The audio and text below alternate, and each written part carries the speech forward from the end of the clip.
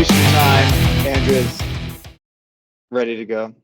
I got the fingers going there. That's good. She is an ex-CMO. I'll let her explain what that is in a bit. Andrea, thanks for being on. Hey, thanks. Thanks for having me, as every podcast guest has ever said throughout the history of podcasts. Yes, it's what you need to say. So I'm glad you got that. All right, so we were talking a little bit earlier, and we're gonna start off with some fireworks. It's the new year, so we're gonna hit it with some fireworks. You had a good story as you were talking to someone who was kind of rolling out attribution with an organization, and they were able to get some really neat insights from it. But your perspective was that they should have been able to find that without attribution. So I'm kind of curious to hear more about that. Yeah, so let me just set the stage here. So I would say that in general, especially in CMO groups, a lot of what we talk about is attribution worth the time, energy, and investment from a technology standpoint, from a team alignment standpoint, from a resource to set it up and maintain it standpoint? Are all of those efforts really worth it? And I think that a lot of times what happens with operations people is they do operate in a silo, right? I've talked to a lot of operations people who would like to be metriced based on efficiency or time savings. And as an executive who has to sit in a room with other executives and really substantiate what your plan is, what your strategy is to grow the business, I know it's harsh, but I do not care if something took you 4 hours or 2 hours if it doesn't work and you didn't learn anything from it, right? Any amount of time that my team spends doing something, I need it to make us fucking money. Or, and we should put like a swear warning on this. If you're listening to this in the car, like don't, if you have kids in the car. If you know Andrea, this is just, you're expecting swear words. If you don't know Andrea, right, now you should know to expect some swear words. So there's our warning. Yes. And so if it doesn't make me money, you need to learn some great lesson from it. And if neither of those two things are happening, like I, as a CMO, am disappointed in that performance. Like this disconnect that people have where they're like, I don't know why my boss doesn't think I'm doing a good job. Like, because your boss is running a for-profit business with other executives who are running for-profit businesses. And it's pretty linear. If it doesn't make us money, it probably doesn't make sense. So that is our standard of excellence, is like these things that we are putting into market are working. Now, is tracking them in order to get smarter about what we put in market a good thing? I think fundamentally we all agree, yes, right? There's that old saying that I spend, what is it? It's like, I know 50% of my budget is working. I just don't know which 50%, right? Right. Like that's a saying that every marketing executive ever knows, even though they can't bring it up off the top of their head like me, maybe. But like, this is something that we know we need to do, right? We need to understand what's working and what's not in the marketplace. And so where I get frustrated is that if you over-index on the technology, the team to support it, and these softer metrics of efficiency and just being able to measure something, you are making a decision to take time and investment away from, there's only so much time in the day. And obviously nobody wants to work 80 hours instead of 40 and do just both of these things. So as an executive, I have to figure out, where do I need my time? Where do I need my team investing time and energy? And if we're investing too much in setting up processes for the sake of processes, actually, I shouldn't even paint it like that. If we're taking too much time to set up a process without knowing if what we're doing to begin with is working, then it doesn't make sense. So what I mean by that is too many people are focused on scaling something before we even know if it fucking works. So I'll give you the explicit example from what we were talking about earlier, which is this idea that I know a marketing operations professional, an attribution specialist who worked with a client to set up a system whereby they would run all sorts of different ads, on Google, right? Google ads. All of those ads are set up in campaigns, and they got their UTM parameters, and everything's working great.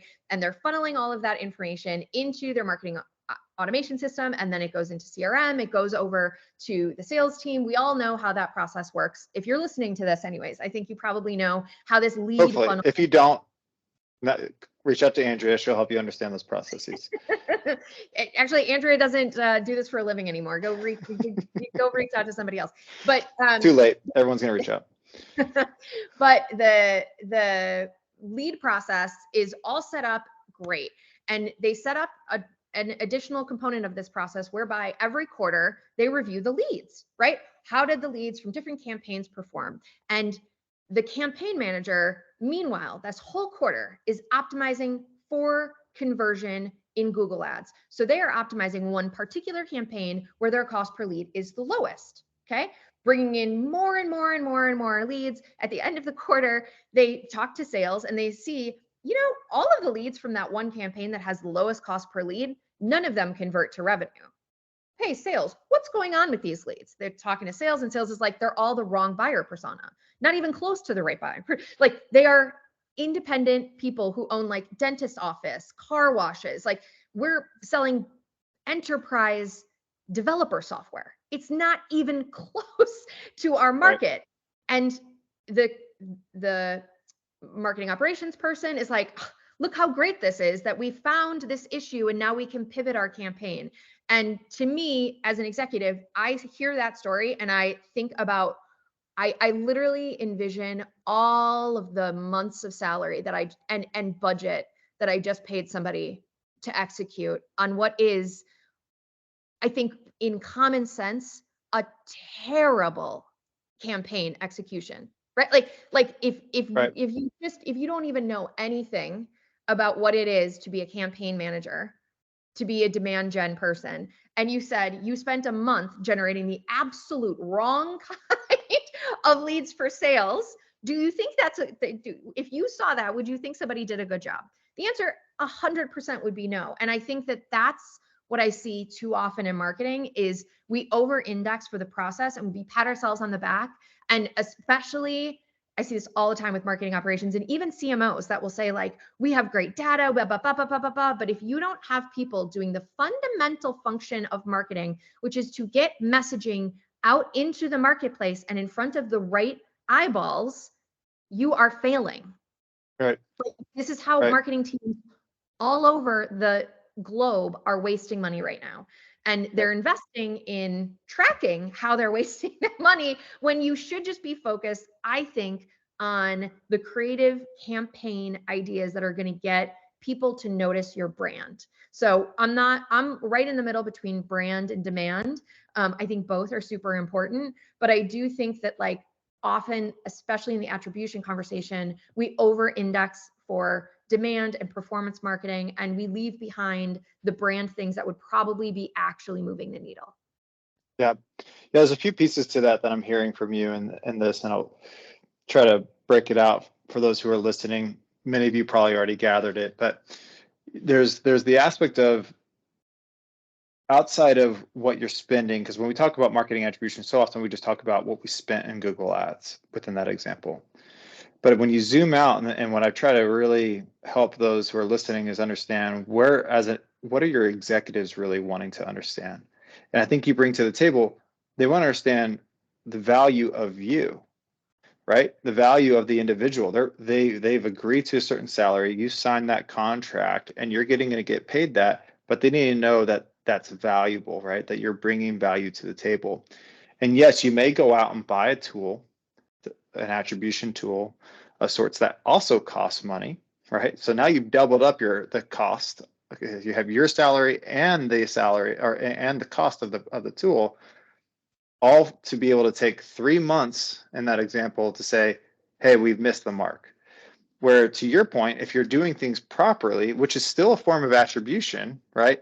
It's being able to understand how do we attribute each of these points of engagement to the value of an opportunity. You can quickly identify none of these people led to an opportunity. None of these people led to revenue. And that's a very quick analysis that you do not need an attribution tool for, right? You should be able to do that with good campaign management. So the thing that's important to acknowledge in this is that, when we start talking about marketing attribution and we start talking about the executive's view into that, we often get away from attribution models, we get away from touch points and having those conversations, and you need to understand, you need to prove the value of what you are doing. And that means showing revenue, showing opportunities, showing pipeline, things of that sort. And that's where the value add is. Now, attribution tools, I think, can help with that, but it's not there to help you sift through what really is a bad infrastructure, possibly, of being able to identify what leads are going to what opportunities, so on and so forth there. So I think that's just a really good example of where things get a little bit messy. And yeah, I'm with you, Andrea. I'm always cautious when people buy an attribution tool and they're using it for solely the purpose of understanding their lead engagement, right? There's plenty of tools, Marketo's, HubSpot's, all those tools can help you understand that, because if you have proper campaign structure. I had a good conversation with one of the co-founders of a MOPs organization, Chrissy, and she was saying, with marketing attribution, and I think this is very true, when you buy a tool, it helps you be able to clean up a lot of your messy data. Because so often, and I'm curious to get your thoughts on this, Andrea, is like, so often when people plug in marketing attribution tools, there's a lot of holes in their data, and they don't realize that until they have a system that has an infrastructure to say, hey, what's your campaign structure? What's your activity structure? How are you actually tracking all of these things?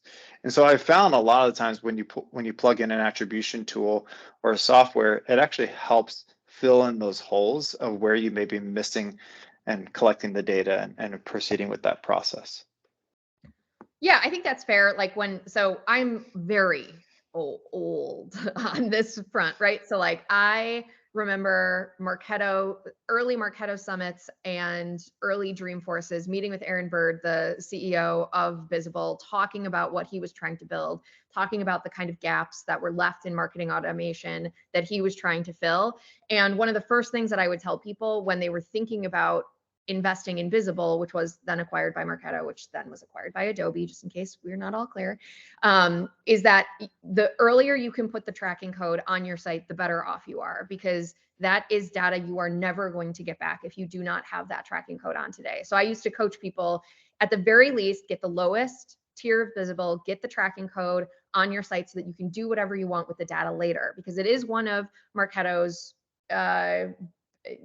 biggest gaps, right? Is that Marketo tracking, you get a lot of information, but it's not structured in a way that you can easily do something with it, as opposed to Visible, which automatically structures it for you. By the way, HubSpot automatically structures it for you too, which is part of the reason that HubSpot's coming up in the world. So yeah, for sure, I think that data is extremely critical, and that there is certain kinds of data that if you do not do it today, you are missing out on it. Period. Like there's never any opportunity to get it back. There's other kinds of data, like you could always go append your database, right? Like that data isn't going anywhere, and it's frankly changing from today to tomorrow, whatever. But like first party website data, if you don't do that early, you're going to lose out on it. Yep, absolutely. So you are an ex-CMO, previously, which makes you previously CMO. With that experience, like what were you CMO of? What was the size of the organization? How did you go about measuring, tracking? What were you looking at? Yeah, so I was CMO of a little organization called LeadMD. You might know it. And the size of the organization when I was CMO was, I don't know what it was, maybe like 30 people. And then we merged with another organization, a bunch of other agencies actually, and we ballooned, I think it was like 250 by the time that I left. And so in the case where we were around 30 people, we had Visible because we were a partner of them, but I never used it. And it's always like a really interesting thing to be the lead marketer at a company that only employs marketers, primarily, whose job it is to consult other companies on how to market, because you are faced with a lot of like, well, we're telling our clients to do this, why aren't we eating our own dog food? And attribution was one of those areas where there was a lot of contention, because we did a lot of services around attribution topics. We implemented visible and all those things. And so the way that I tended to think about it is I was a marketing team of one person plus outsourced PR and content person that helped generate what it sounds like, PR and content, right? And so for us, we are so small that I knew what was working and what wasn't, right? Because I Right. was running all of the ads, because I was managing all of the social profiles, because we worked in a bullpen and I heard people talking about things throughout, because my CEO's office was right behind me, because it was so small. I don't need to invest even the time to UTM parameter stuff, because I can tell when I spend a little bit more on Google SEO, okay, I get a lift here and I get a lift there and I get a lift everywhere, right? But like, so just the nature of our budget, we were spending under $10,000 a month on digital anything, right? From content syndication to ads to SEO to all of the things. Like, I was under $10,000. So it just wasn't enough spend, and there wasn't enough activity that I was like, I have no idea what's working and what's not, because Yeah. I just did everything. And so, and I had worked there, for 7 years. I think when I became CMO, I used to run the consulting arm of LeadMD. And so I also just like knew our customers, right? I knew Yeah. the customer really well. I knew how they engaged with certain stuff. I knew what would work and what didn't work. And so it just was not that complex. I wasn't, I think in a case where, especially if you're breaking into a new market, right? You're trying to go into a new vertical, or you're trying to go up market into enterprise or down market into SMB. I think then attribution tools make a lot more sense. When you're kind of just looking to Yeah. scale, like Yeah. I didn't really see the value of even putting the time and energy into like getting my UTMs right. Frankly, it was just like, I need to get interesting campaigns into the hearts and minds of VPs. That was my bigger objective. And also, just there's a lot of other things too, right? Like we weren't a thousands and thousands of leads and customers per year Right. company, right? Like if I can, it was more ABM, but even then, I don't know that I am a total believer in ABM. It didn't really work very well for us. So I think those are all We of the didn't have kind at of, LeadMD, we didn't have a big enough team. Right. I mean, ABM is you have like a dedicated team to a very large group of, let's say 10 different organizations. Like our sales team was less than 5 people at times, like it's just, you couldn't do that. So one thing within that though, I'm curious is how would you approach acquisition? So like, was that a measurement that you were monitoring? Like, because it was a small team within sales, you could probably do define acquisition based upon how sales, what sales learned from the conversation. But I guess, how did you measure it? I don't want to create any assumptions there. So how would you measure or monitor, track acquisition within such a small organization? the same way big organizations do, right? We had a primary campaign source on every opportunity, and we asked the questions on the sales calls, right? Like, how did you hear about us? And the reality though is that the majority of LeadMD's business came through the Adobe partnership. So most of it came through a Marketo rep who already knew about us, and them introducing us to a customer and saying like, hey, I think LeadMD can really help you.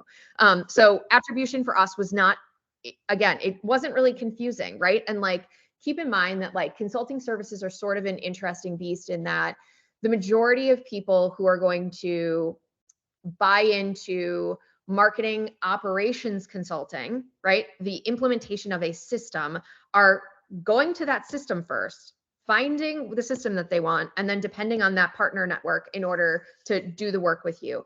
On the other kind of services that we offered, which would be like marketing strategy work, that's a trust exercise, right? So like the majority of C-level executives only trust a certain number of people to help them with their strategy. And so they're just going back to that well over and over and over again. And so my main objective as a CMO of a consultancy was, if a Marketo, basically get in front of anybody who might be considering Marketo, so that if a rep gives them 2 options, you can go with LeadMD or you can go with this other company, they're going to go, well, I like know that LeadMD company. I've seen their stuff before. I like have seen them at conferences before. I know them. So I'm going to go to them first. and see if they don't fuck it up.